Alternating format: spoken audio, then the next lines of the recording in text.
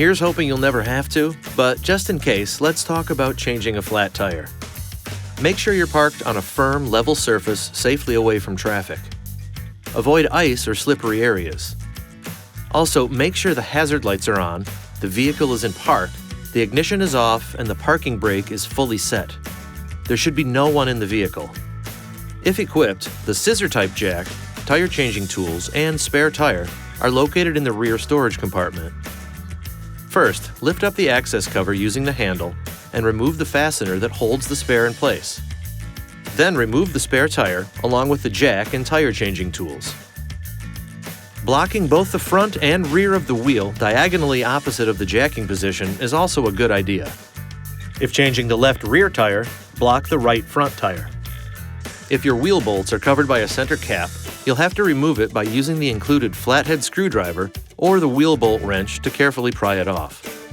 Now loosen but do not remove the wheel lug bolts by turning them counterclockwise one turn while the wheel is still on the ground.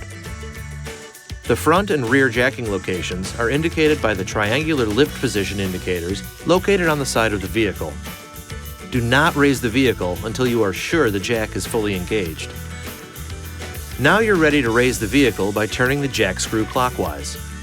Raise the vehicle only until the tire just clears the surface. Remember, minimum tire lift provides maximum stability.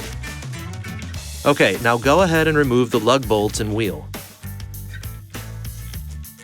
Position the spare tire on the vehicle with the valve stem facing out. The vehicle could be damaged if the spare tire is mounted incorrectly. Reinstall the lug bolts and lightly tighten them clockwise.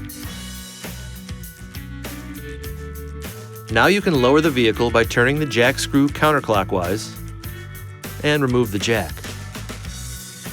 Once on the ground, you can finish tightening the lug bolts.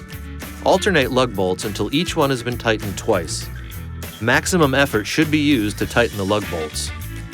It's always a good idea to have the tightness checked with a torque wrench by an authorized dealer or at a service station. Now just secure the jack, tire, and tools in their proper locations, and you're ready to go. This video is not intended to take the place of your owner's manual. For complete details and other important safety information, please see your owner's information.